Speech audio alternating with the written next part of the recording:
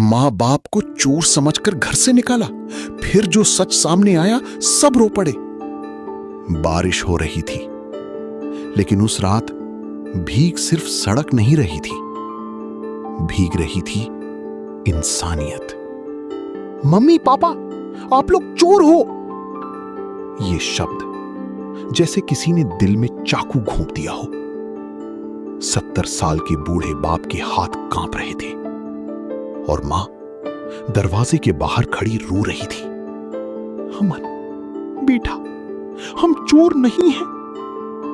लेकिन उस दिन बेटे ने मां बाप की आंखों में नहीं देखा।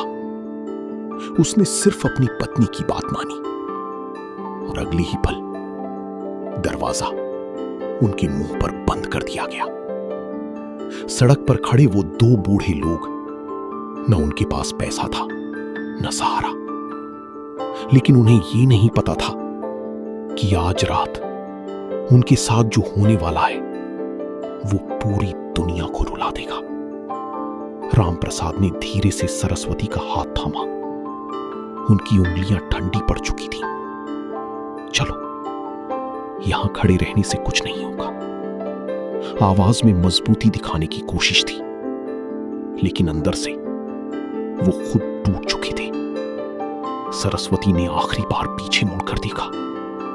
वो घर जिसमें उन्होंने पूरी जिंदगी गुजारी थी, आज उसी घर के दरवाजे उनके लिए हमेशा के लिए बंद हो चुके थे।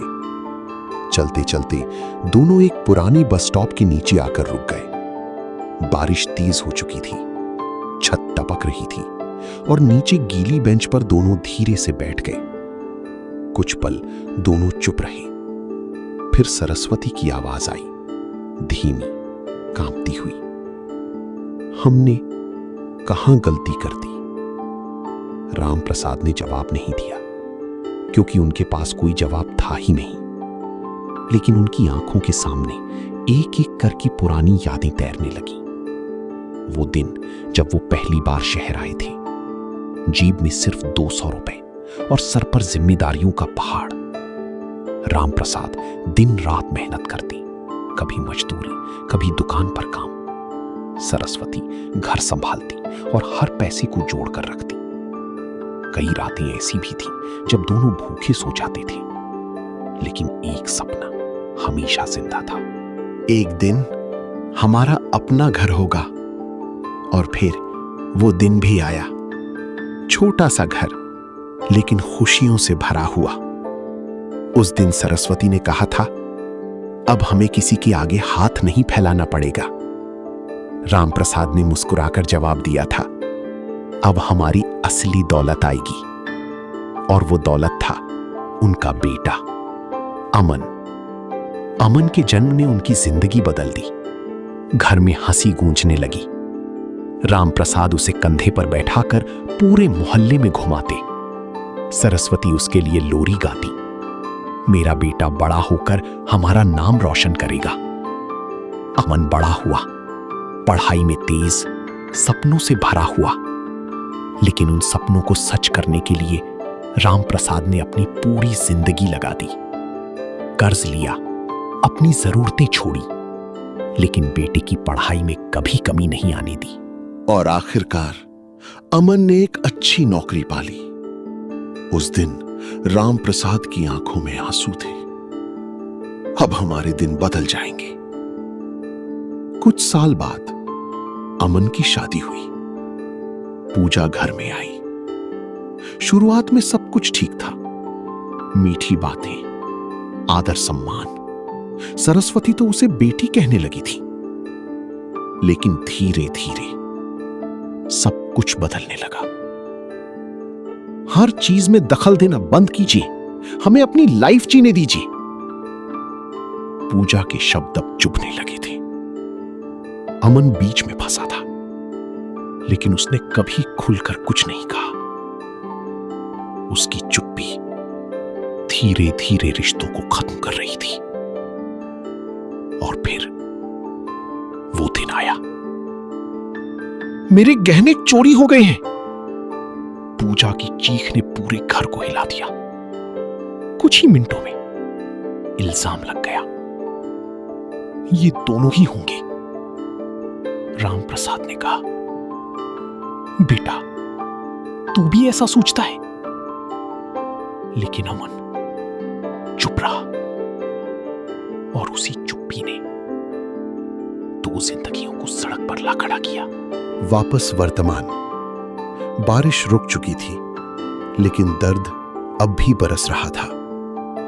अगले कुछ दिन उनके लिए किसी सजा से कम नहीं थे। कभी मंदिर के बाहर बैठते, कभी कोई रोटी दे देता, कभी भूखे ही सो जाते। एक दिन एक छोटा बच्चा उनके पास आया।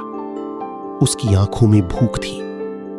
रामप्रसाद ने अपनी आखिरी रोटी उसे दे दी। सरस्वती ने पूछा, हम क्या खाएंगे? रामप्रसाद मुस्कुराई, आज हम नहीं खाएंगे, लेकिन यह बच्चा भूखा नहीं सोएगा।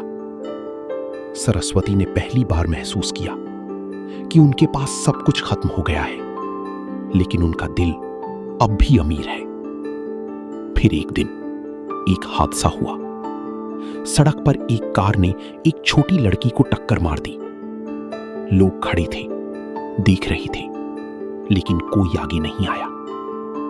रामप्रसाद दौड़े। उन्होंने लड़की को उठाया। सरस्वती ने उसे संभाला। दोनों उसे अस्पताल ले गए। डॉक्टर ने कहा, अगर 5 मिनट और हो जाते तो हम कुछ नहीं कर पाते। कुछ देर बाद लड़की के माता पिता आए। उन्होंने जब सच्चाई सुनी तो उनकी आंखें भर आईं। आपने हमारी बेटी की जान बचाई है। उन्होंने उन्हें अपने घर चलने को कहा, लेकिन रामप्रसाद ने मना कर दिया। हमने इंसानियत निभाई है, कोई सौदा नहीं किया। कुछ दिन बाद वही आदमी फिर आया, इस बार सच लेकर। ये गहने आपके बेटे के घर के हैं। असलियत सामने आ चुकी थी।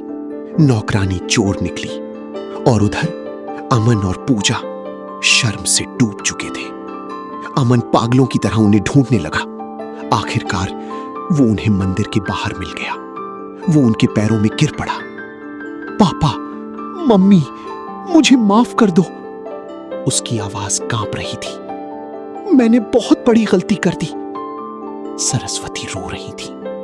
रामप्रसाद चुप थे। चलो घर वापस। कुछ पल खामोशी रही।